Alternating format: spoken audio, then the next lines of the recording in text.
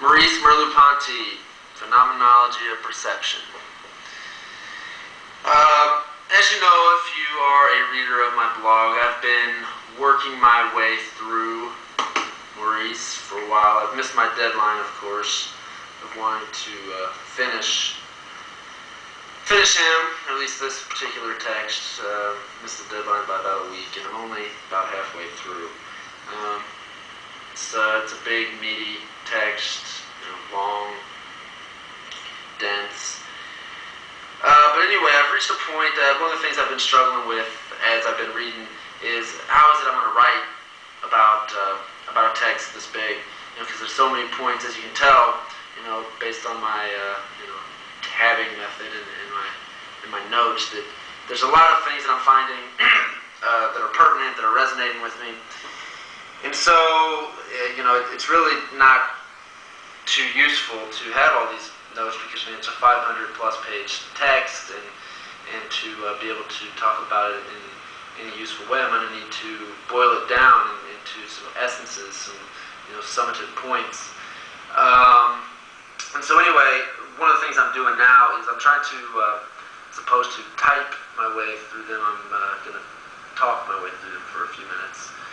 But anyway, I've reached a point at the end of part one of the book where he's talking about the body as expression and speech.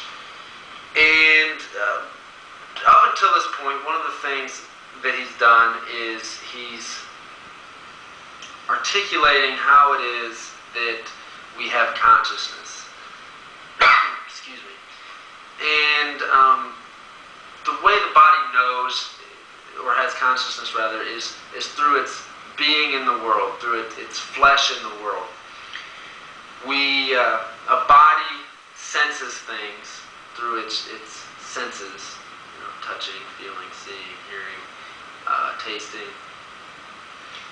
And these sense experiences is part of how we take in the world. And he doesn't use the word information. It's how we take in information. It's how we acquire knowledge. It's how we come to be conscious as beings. And so anyway, so his task, his project basically is to work against the Cartesian dualism of mind as separate from the body. And as I was saying, I've reached a point in this 6th chapter of the body as expression and speech where I feel like I may have found a way in to talk to, I may have found a place where I've started to be able to appropriate it in useful ways. And by useful, I mean in relation specifically to my project on the literacy practices of student athletes. Because really, the reason that I'm investing the time and energy into this text is because I feel like it's going to lay the theoretical foundation for my dissertation. And that's because, just as Merleau-Ponty talks about the whole body experiencing the world, through sense perception, creating and affecting consciousness, it's this syncretic whole person that comes to know. And that's what I think is the value of looking at these student athletes, at least originally, which is, based on my own experiences and some pilot work that I had done. And so how does that relate to literacy exactly? Well,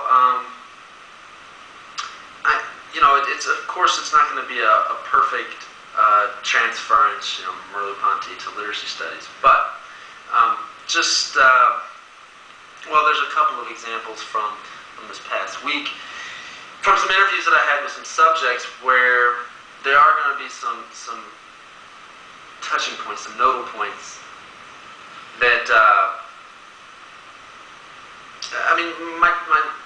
task I set for myself is not to try to connect Merleau-Ponty specifically to these athletes, but rather to connect his philosophy of how we know, how we have consciousness, to the literacy practices of student athletes. Because really, one of the things that they've expressed, back to the interviews from this past week, is that they come to know more effectively by doing.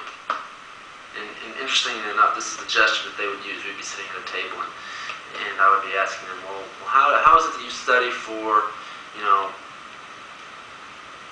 for class as opposed to, for athletics?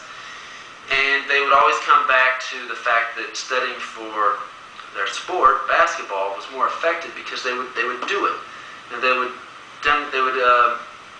talk about coach writing the plays on the board and having the plays drawn out in their scouting reports, and that was, useful.